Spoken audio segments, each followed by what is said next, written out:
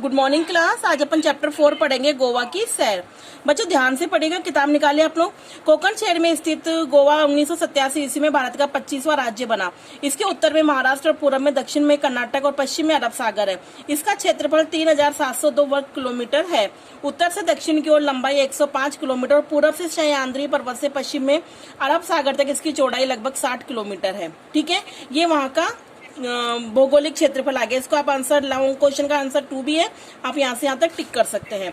गोवा में अनेक पहाड़ियां हैं, जिनमें सासोगोड, कटालची, माउची, बागेर, बोलेगढ़, बोरीबिल्ला, सिद्धनाथ, चंद्रनाथ, दूधसागर अधिक प्रसिद्ध है।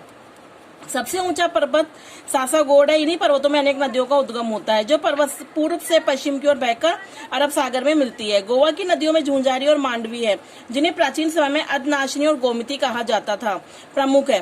गोवा में दक्षिण पश्चिमी मानसून जून और सितंबर के मध्य प्रचुर वर्षा होती है। यहाँ की जलवायु समशीतोष्ण है।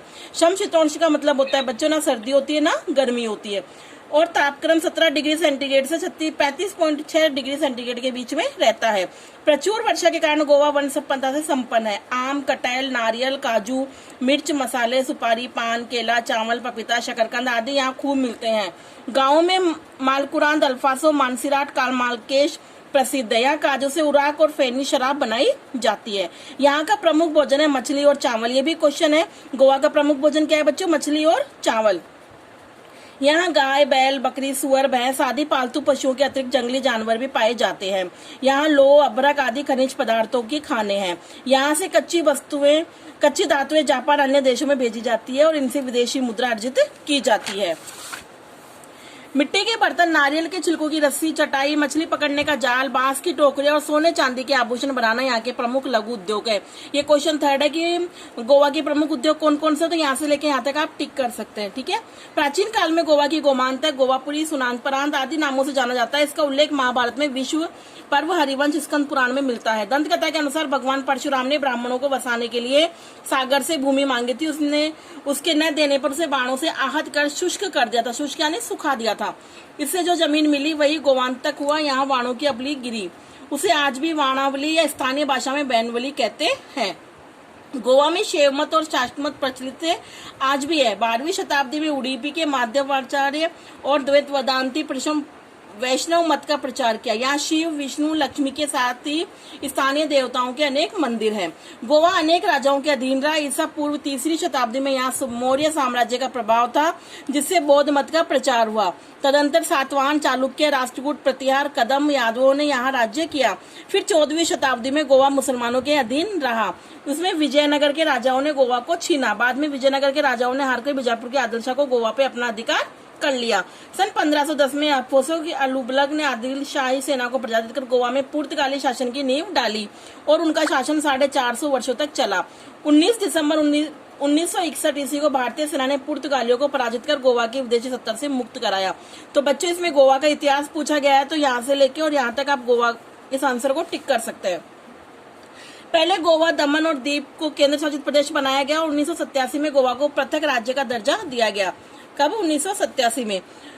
इसकी राजधानी पणजी या पाजी में, मचगांव, मास्को, वापुसा, पोंडा, शिरोनी, सांवड़े, कुछ अन्य शहर। गोवा की विधानसभा में 40 जनप्रतिनिधि है। यहाँ से लोकसभा और प्रतिनिधि चुने जाते हैं। गोवा की प्रमुख भाषाएं कोंकणी और मराठी है। इसके अतिरिक्त पुर्तगाली, अंग्रेजी तथा कन्नड़ भाषाएं भी प्रचलित है। हिंदी सभी बोलते और समझते हैं। विद्यालयों में हिंदी अनिवार्य भाषा है। शिक्षा की व्यवस्था अच्छी है। एक विश्वविद्यालय, मेडिकल कॉलेज और अस्पताल, इंजीनियरिंग कॉलेज, अनेक पॉलिटेक्निकल, आयुर्वेद और होम्योपैथिक के कॉलेज, अनेक सरकारी और गैर सरकारी महाविद्यालय और विद्यालय हैं। उच्च शिक्षा का माध्यम अंग्रेजी है। लगभग 12 लाख की आबादी में 82% लोग शिक्षित हैं।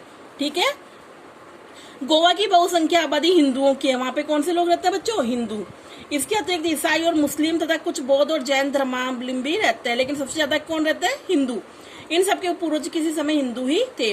गोवा के लोग नृत्य कला, चित्रकला और संगीत के प्रेमी हैं और यहाँ अनेक संगीत राष्ट्रीय और अंतर्राष्ट्रीय ख्याति प्राप्त हो चुके हैं।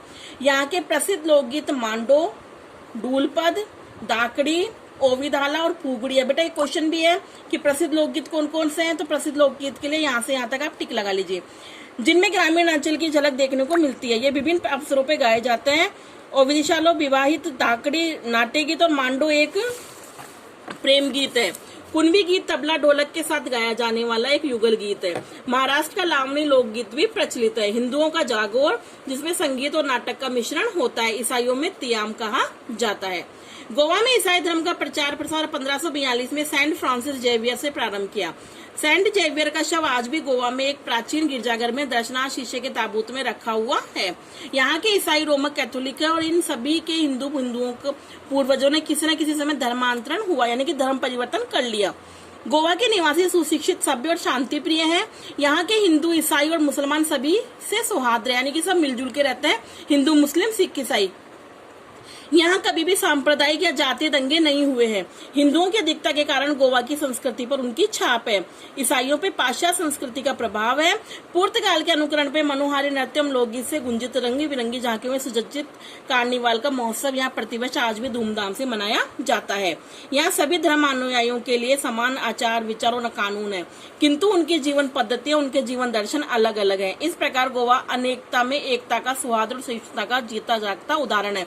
तो बच्चे लॉन्ग आंसर में क्वेश्चन है एकता का सौहार्द कैसे है, तो लॉन्ग आंसर का 4th यहाँ से लेके और यहाँ तक रहेगा, ठीक है।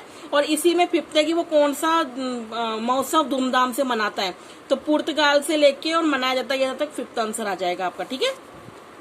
मुक्ति के बाद गोवा में प्रचुर औद्योगिक विकास हुआ। अनेक दार्शनिक मंदिरों में गिरजाघरों और रमणीय सागर तटों के कारण गोवा देशी और विदेशी पर्यटकों के लिए आकर्षण का केंद्र है। यहाँ के रमणीक समुद्र तटों में दिन भर मेले जैसी चहल पहल रहती है। पर्यटक यहाँ की प्राकृतिक सुषमा को देखकर मुग्ध हुए बिना नहीं रहते। मुंबई, पुणे, दिल्ली, हुबली, बेंगलुरु, गांधीनगर, राजकोट से सीधे रेल द्वारा गोवा पहुंचा जा सकता है। मुंबई, पुणे आदि शहरों में यहाँ पहुंचने के लिए अनेक बसें हैं। बसों और कोंकण रेल में यहाँ की यात्रा स्मरणीय होती है। यहाँ के मनोरम समुद्र तट, पश्चिमी घाट की हरियाली, बादलों की लुका छिपी, समशीतोष्ण जलवायु और फिर यहाँ की तहजीब एवं संस्कृति का शांत वातावरण अनेक पर्यटकों के लिए यादगार रह जाता है। बच्चों ये अपना गोवा के लिए चैप्टर था, आपको रीड करना है, इसके शब्दार्थ आपको करने हैं। मौखिक प्रश्न देखिए बच्चों, गोवा में पुर्तगाली शासन कितने वर्षों तक रहा? 4.5 वर्षों तक। गोवा किस भाग में स्थित है? कोंकण क्षेत्र में। गोवा राज्य कब अस्तित्व में आया? 1987। गोवा का प्रमुख भोजन क्या है? मछली, चावल। और गोवा की जलवायु कैसी है? समशीतोष्ण, ठीक है। तो आपको ये मौखिक प्रश्न करने हैं। Thank you.